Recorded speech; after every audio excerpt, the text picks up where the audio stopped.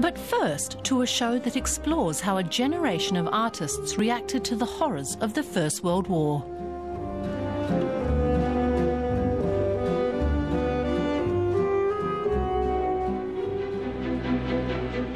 The First World War has been called the seminal catastrophe of the 20th century, an unprecedented conflagration that cost the lives of millions.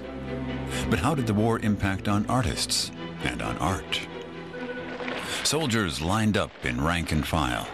Emil Nolde's glorifying depiction of war painted 1 year before the conflict had even begun. And Ernst Barlach sent his avenger into the fray against the foe months after the outbreak of war in 1914.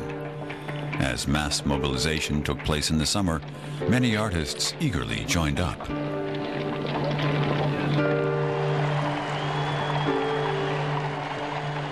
A new exhibition in Bonn looks at how the war influenced artists on either side of the front line and beyond. There was a range of reactions among artists, just as there was in the general population. Some were in favor. Franz Marc saw the war as a means of cleansing society. But there were other artists, such as Robert Delaunay or Hans Arp, who fled their countries and were, in a sense, deserters. Franz Marc, later killed in action, was among the many artists deployed to do what they did best, using their artistic skills to camouflage helmets and artillery guns. The war brought the advances in modern art prior to the war crashing down. Friend became foe as artists took up arms against each other. The European avant-garde had been blown apart.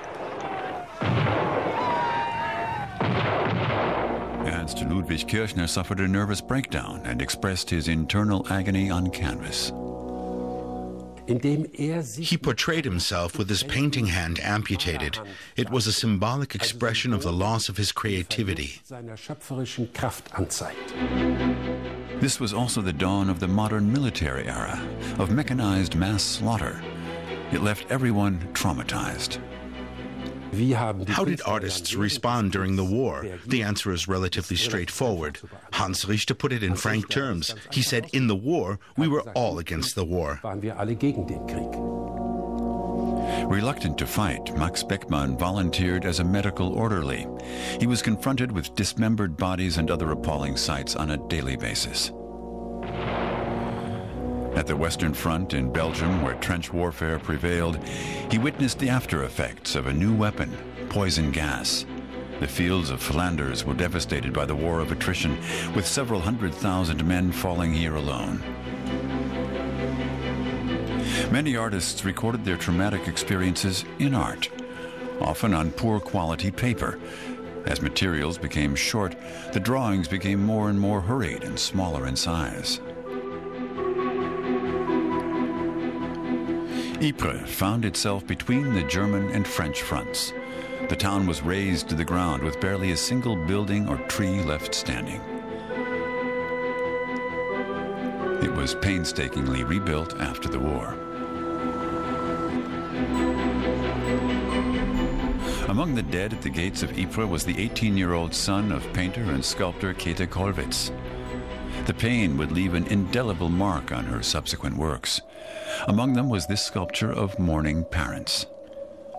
Only completed years later, it stands adjacent to their son's grave in a German military cemetery in Belgium. The exhibition in Bonn testifies to the destructive power of war, but also the energy it unleashes. Some of the artists who fled to neutral countries founded the anti-art movement Dada.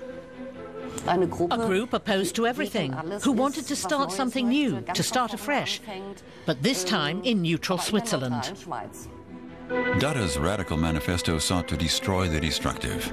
Its members were anti-war and anti-establishment. It was a revolution.